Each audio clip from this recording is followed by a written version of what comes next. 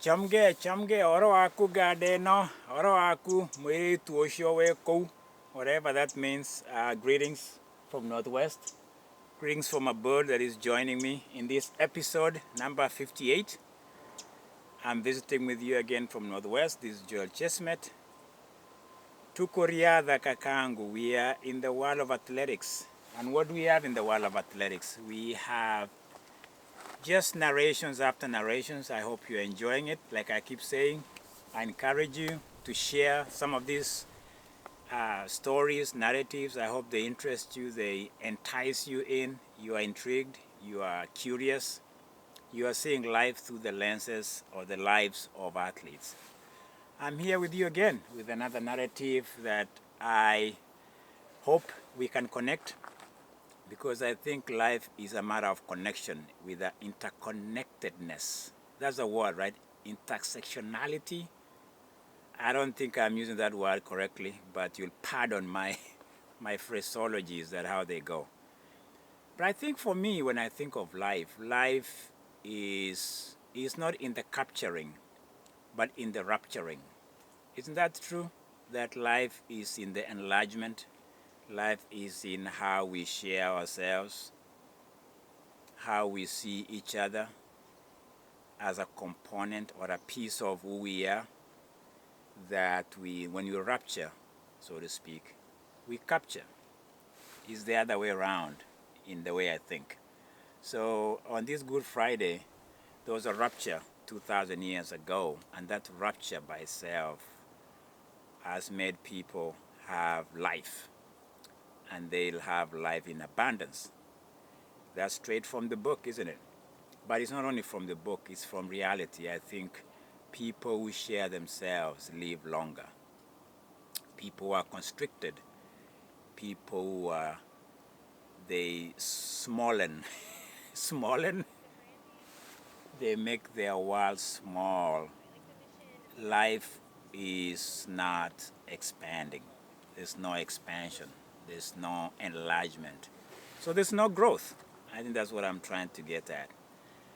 But that sometimes happens because maybe we are mutated, we are scarred, we are traumatized, so we don't have those muscles exercised from day one. So we struggle with that. We struggle with the whole idea of how do you enlarge that component that is being mutated. So when that has been mutated, you don't have the capacity to grow. And so, again, we all come from different phases. We have different histories. We have a different way of our life has shaped us. And so we come with that either capacity or we are incapacitated. So that's how I look at it. And so for today, in this episode of the narration and the narrative of life from the athletic perspective,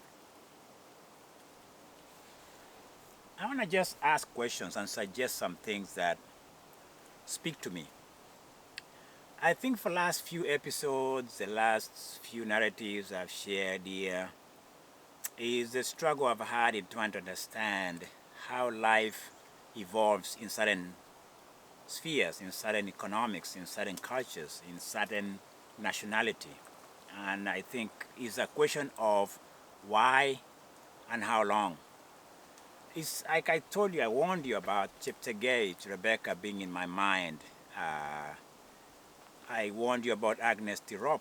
I warned you about these lives that have been snuffed because of evil personified, evil manifested in other human beings. And I'll go back to this on a Good Friday like this because at one point somebody's life was snuffed, somebody's life was taken. And from that life, some of us have life. I don't know how true that is in this place where I'm going with the athletes, predominantly women who have been murdered or killed in the realm of either narcissism, selfishness, and just the idea that some people are very inefficient or they are very their self-worth is so low that they have to take it from somebody else. Because I was looking at the whole landscape of Kenyan athletes, for instance, and how it is so skewed in terms of innocence and self-inflicted, because there's innocent life in Rebecaa Cheptegei and the Agnes Tirop that I talked about. And then these are victims.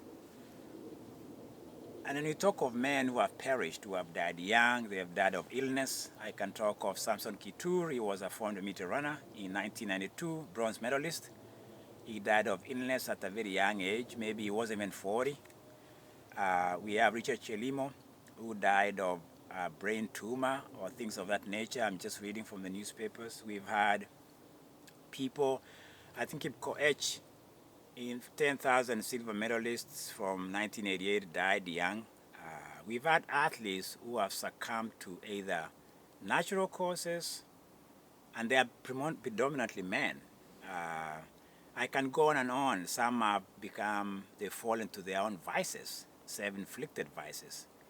We have Samuel Wanjiro, who was an upcoming marathon runner who was based in Japan, who it is alleged that he fell off a balcony in his home in Nyahururu and perished. Some attributed to the wife, which was questionable, but some talked about his mental state when he came home and he struggled to adapt back to Kenya after being in Japan. It's just a story out there that I cannot verify. And then we have people like, for instance, I've talked about William Sigay, who indulged in vices that destroyed his career by alcoholism, which can be a disease by itself. We've had characters like Willie Kemei, who I found out at a very early age. He died in 2007. He was a young, upcoming 1,500-meter runner. I can go on and on. I can talk of Bungei, who was 800-meter runner, upcoming gold medalist from 2008. The vices, the alcohol vices, took hold of him, and pretty much he perished, or he was in demise, and he was never himself. On and on we hear of athletes in Kenya on the men category that almost they are self-inflicted, they are natural. But when you come to women, except for a few, Pamela Chelimo, 2008 gold medalist, the Eldoret Express, they talk about she was a Diamond League winner. She got a lot of money. She went home. It's alleged. I don't know. I'm just reading. I'm hearing. And things happen at home within the family settings. And there was a man that intruded her life. I don't know whether she opened her life to this man. Whatever the situation is, there's always this unfairness to women, I can say. It speaks volumes to the world that these women live in. Women who are vulnerable, women who are preyed by men.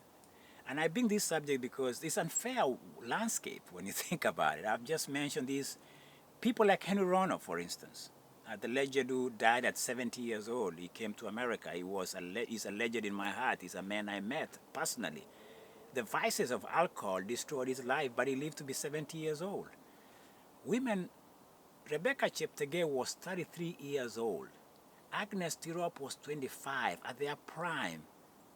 Evil that just seems to take these women away from the scene, away from this world that we are enjoying. There's beauty to life, by the way. There's beauty to life, and I think sometimes we lose perspective. We lose a deeper appreciation of life. I'm saying this because it's unfair. It's unfair when I paraded this man who women had nothing to do with how their career came to a stop, or it kind of went downhill. There are very few men can attribute their failures to women. I can go on and on about these stories. But women they've just perished. Vivian Cheriot, I'm told, Vivian Cheriot, 10,000-meter runner from Brazil. Vivian Cheriot, if you don't know her, this was a lady from those sides of Elgeyo Marakwet, upcoming great athlete. Something is happening in her life that to me, makes me have chills. People going after what she's earned as a woman. And it bothers anybody. It should bother anybody that we have this paradigm of carnage, almost acceptable carnage, almost, as if there's an eye that's not even focused on it.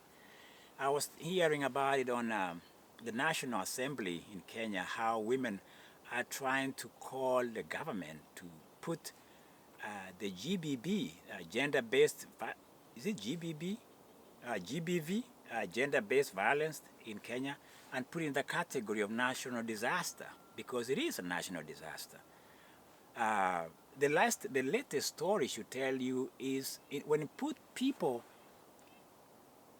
pour kerosene on another human being, and they are an inferno, they are burning. Northwest, we get these strange fires. Strange fire, they could be arson, they could be some man-made, they could be whatever natural. But this is a human being on another human being.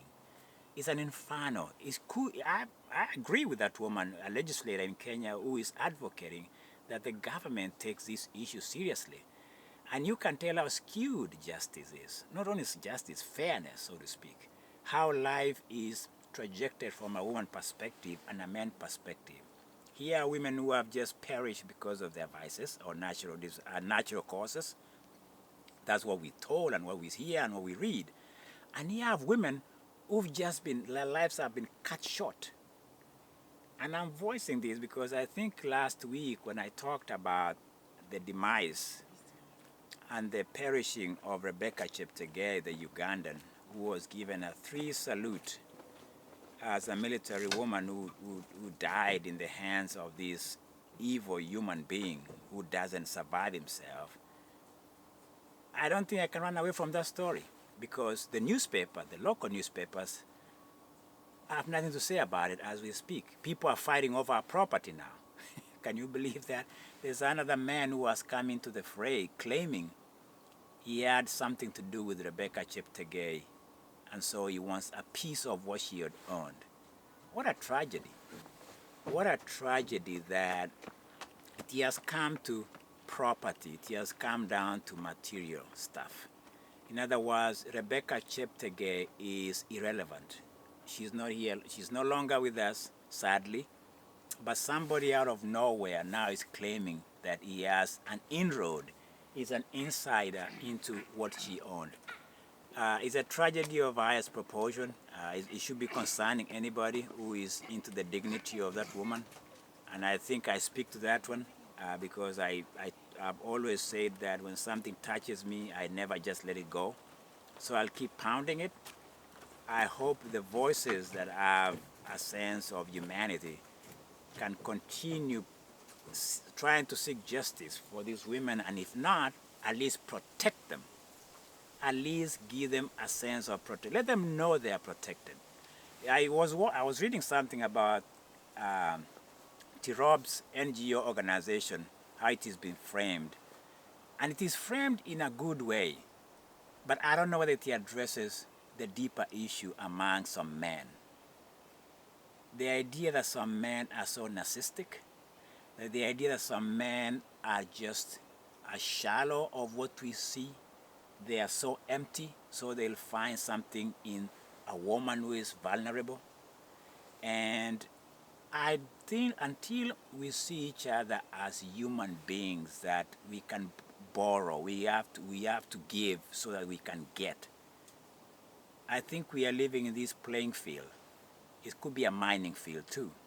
So on this Friday, I just want to share those thoughts that there's this unfairness. The world is not fair, and it's always skewed in a way that is so patriarchal, and it's never right to look at it that way every day you wake up. But it's still the way it is, and we must change that. We must change that narrative. We must change the way we talk. We must see each other as equally human, equally deserving. Again, Rebecaa Cheptegei is still in my mind. Agnes, Tirop, I'll never forget these names. One day I'll visit their places where maybe they were buried, I don't know, and maybe just pay respect, because these souls, I talked of rapture. I hope it has made me sense that we are connected somehow, because they didn't have to die in vain, do they? 2,000 years ago. Was it in vain? No, it wasn't. We still celebrate that life. So we should celebrate this life and try to find sense out of it if we can. It could be senseless. It was senseless killings. But I think we must dig deep and ask ourselves, why is it perpetuated? Why is it still playing havoc in our society? I still dedicate this one to the women, the athletes from Kenya and all over the world who've died in the hands of those who have just no sense of self-worth and sense of humanity. I was here. Whatever you saw is part of the package. Human beings, birds, trees, my bike. Oh, I forgot to drink my tea. Ha! I drink to you, my friend. Happy weekend. Glad tidings. Happy Shabbat to those Sabbatarians. Mwah!